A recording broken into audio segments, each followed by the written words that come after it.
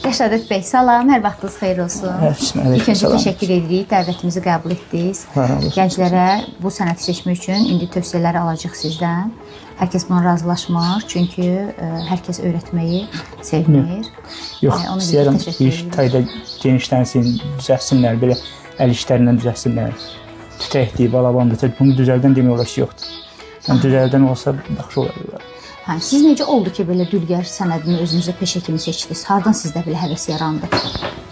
Mən uşaqlıqda tütək tapıb öyrənmişdim. Sonra müəllim yanına getdim. Usta Kamalım vardı, Kamal vardı. Getdim yanına.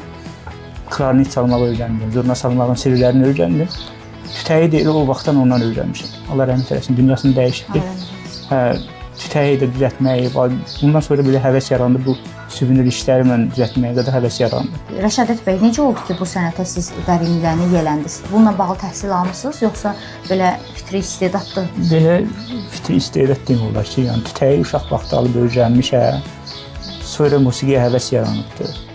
Yəni müəllim yanına getmişəm, klarnet müəllim yanına, quzurna müəllim yanına.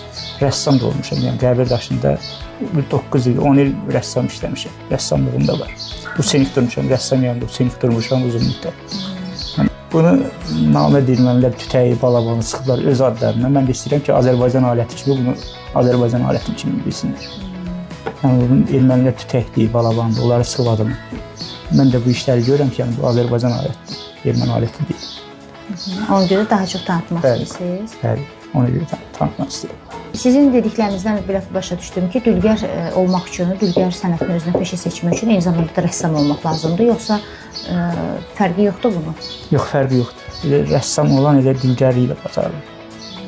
Dülgər olanda rəssamlığa bacarır? Bəli. Mənim oyma işlərim var, yəni rəssam olun, gərək rəssamlığım olsun ki, oyma işləri görəsən. Bir sənət əsərini ərsəyə gətirmək üçün nə qədər müddət lazımdır?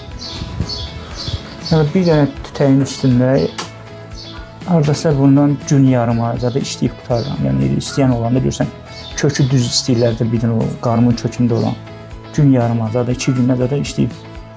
Yəni istəyən təhvil verirəm.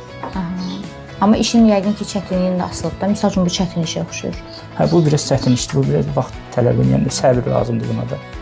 Səbirli işdir. Siz indi taxtadan bunu düzəltmisiniz, rəngləmisiniz. Bəli, bunu boya ilə rəngləmişəm. Burada vurqa ilə işləyirəm şəkilləri.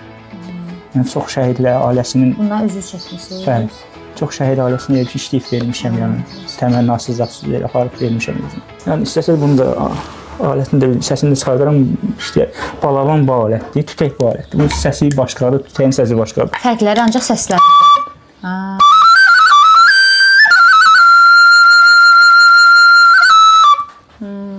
Maraqlı.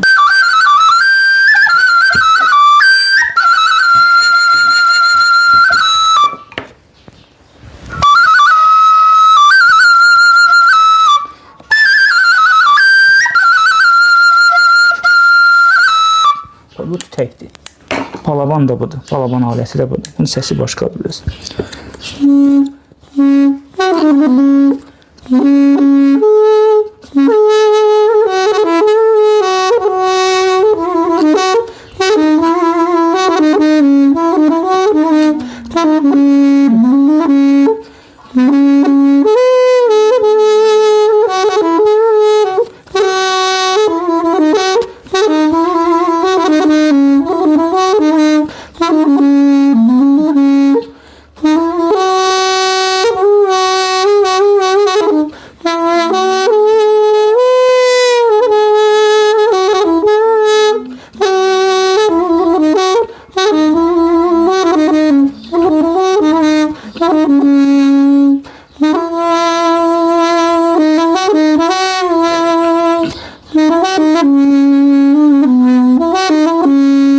Balaban bu. Çox sağ olun, təşəkkür edirik. Çox sağ olun. Dəyərli izləyicilərimiz, başqa hansısa peşəni tanımaq istəyirsinizsə, daha da yaxından incəliklərini bilmək istəyirsinizsə, zəhmət olmasa rəylərdə qeyd edin.